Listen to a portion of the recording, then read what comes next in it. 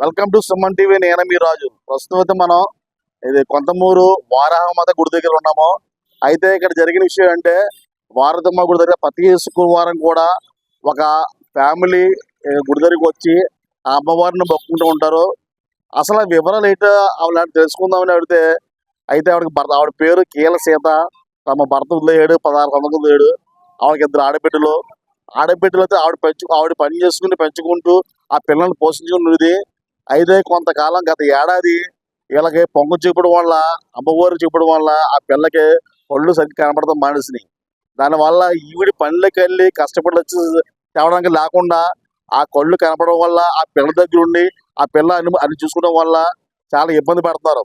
కానీ ఈ విషయాన్ని సుమన్ టీవీ ద్వారా వారామా నిర్వహించారు. దీన్ని తెలుసుకుని ఎవరైనా ఆ పిల్లకి సాయం చేస్తారని చెప్పి సుమన్ టీవీ ద్వారా అలా తెలియజేశారు. నా పేరు సీత, రాజమండ్రి రూరల్ ధవళేశ్వరం. నాకు 2 ఆడపిల్లలు. నాకు పెళ్ళయి నా భర్త ఉద్దేశం వెళ్ళిపోయాడు. ఇప్పుడు 16 సంవత్సరాలు. నేను నా చిన్న పాప 2వ సంవత్సరం కానించి నేను కష్టపడడానికి నేను రాజమండ్రిలో నేను చేసుకుంటుందని చేసుకున్న తర్వాత అదే డబ్బులతో నేను పిల్లల్ని చూసుకుంటూ ఇంటది కట్టుకుంటూ ఉన్నాను. నేను ప్రస్తుతం ఏంటంటే మా అమ్మ నాన్న పిల్లలు మేమే ఉంటున్నామండి. అతను ఎక్కడున్నాడో ఏంటో అన్నది మాకు అసలు తెలీదు. అయినా సరే కుదిరిస్తాం. ఇంకా తను వేరే పెళ్లి చేసుకున్నారని కూడా తెలిసింది. కోర్టుకు వేయమన్నారు. నేను కోర్టుకు కూడా వెళ్ళలేదు. ఎందుకు నా బతుకుదేరు మానేసి నేను కోర్టు చుట్టూ నేను తిరగదని చెప్పేశాను. అంటే కోర్టుకు వెళ్తే కనుక డబ్బులు ఇస్తాడు కదా అని నా డబ్బుల గురించి నేను ఆశపడలేదు. నేను నా బతుకేదో నేను బతుకుతున్నాను పిల్లల్ని నెట్టుకుని. అప్పటి నుంచి ఇప్పుడు దాకా కూడా ఈ పాపకి గత ఏప్రిల్లోని సంవత్సరం అవుతుంది. ఇప్పుడు ఏప్రిల్ వస్తే సంవత్సరం అవుతుంది. నా పాపకి కంటి చూపు తగ్గిపోవడం అంటే పాప చదువుకుండేది అక్కడే ధవళేశ్వరంలోనే చదువుకుంది. 10th అయిపోయింది. చెల్లెలు ఇంటికాడ కాకినాడలోని ఇంటర్ సెకండ్ వరకు చదువుకుంది. ఎగ్జామ్స్ అయ్యి రాసిన తర్వాత ఇక్కడికి వచ్చేసింది. మా ఇంటికి ధవళేశ్వరం వచ్చేసింది. వచ్చిన వారం రోజులకి నాకు అమ్మవారు పూసింది. తర్వాత పాపకి పూసింది. వస్తే పర్లేదు, యాక్టివ్ గానే ఉన్నది. జ్వరం వచ్చినా అన్ని పనులు నాకే చేసి పెట్టింది.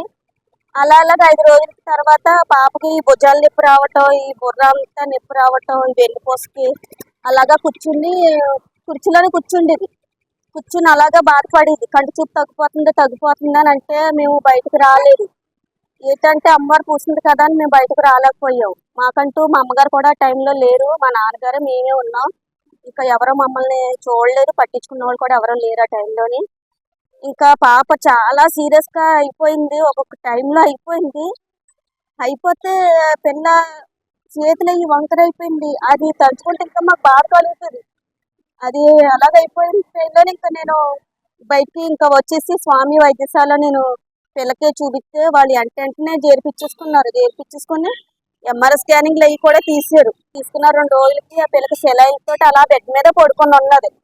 బెడ్ మీద పడుకున్నాక మళ్ళీ మేము గవర్నమెంట్ కళ్ళ హాస్పిటల్కి తీసుకెళ్తే ఆయనేమో వేరే వార్డులో వేసారు. ఆపరేషన్ చేసిన వార్డుల్లో గట్టేసారు. ఈ బుర్ర స్కానింగ్ తీసిన ఈ రిపోర్ట్లు ఇవన్నీ అన్ని బాగానే వచ్చినాయి అని అంటున్నారు. కానీ ఏది కూడా కంప్లైంట్ ఏంటన్నది మాకు అర్థం కాలేదు అసలు. సరే, మాకైనా పని అవ్వలేదు. ఇంకా లాస్ట్కి వైజాగ్ హాస్పిటల్ తీసుకెళ్తున్నాం. వైజాగ్ ఎల్వి ప్రసాద్ హాస్పిటల్కి అయితే తీసుకెళ్తున్నాం. నేను ఫేస్బుక్లో ఎవరన్నా సాయం చేస్తే వాళ్ళని రిపోర్ట్లోని చూసి నేను మెసేజ్లు అవి పెడతాం జరిగింది. అయితే ఇక్కడ నేను 5 వారాల నుంచి ఇక్కడికి నేను గుడికి వస్తుంటే నేను భోజనం చేస్తుంటే ఈ గుడి షూట్ చేసినప్పుడు నాకు వెనకాల మాట్లాడుకుంటే త్వరగా నేను భోజనం చేసి నేను సార్ని కలిస్తే అవునమ్మా అనేసి అన్నారు. అయితే ఈవేళ నాకు సరే నేను వస్తున్నాను అనేసి అంటే సార్ ఇక్కడికి వచ్చారు. మేము ఇక్కడే ఉన్నాము. ఇప్పుడు ఈ ద్వారాగా మాకు ఎవరైనా సాయం చేయమనేసి నేను అడుగుతున్నాను. నిజంగానే గుళ్ళో ఉండి చెప్తున్నాను. మాకు ఇప్పుడు వచ్చి ఎవరు సాయం చేయలేదు. నాకు నా తోబుట్టువులు అంటే ఇప్పుడు మా చెల్లి గారే చూస్తున్నారు ప్రస్తుతానికి. ఇప్పుడు నేను ఇంటదులు కట్టుకుంటూ ఇన్ని సమస్యలు ఎదుర్కొంటూ వస్తున్నాను. నా పాపకు కూడా హాస్పిటల్ కూడా నేను వెళ్ళి వస్తున్నాను. ఇప్పుడు ఈ పాపకి కుడికన్ను ఒకటే ఒక 10% మాత్రం వచ్చింది. ఎడంకొనైతే ఇంకా పూర్తిగా రాలేదు అసలు. మీరు ఎవరైనా సరే ఈ పాప రిపోర్ట్లు చూసి కూడా మీరు ఏ హాస్పిటల్ తీసుకెళ్ళినా పర్వాలేదు, కానీ ఖర్చు మాత్రం నేను పెట్టుకోలేను సార్. ఇది నేను కోరుకుంటున్నాను. సాయం చేయడానికి ఎవరైనా ముందుకు రమ్మనేసి నేను అడుగుతున్నాను. ఇదే సార్ నాకు బాధ చెప్పాను ఇంకా.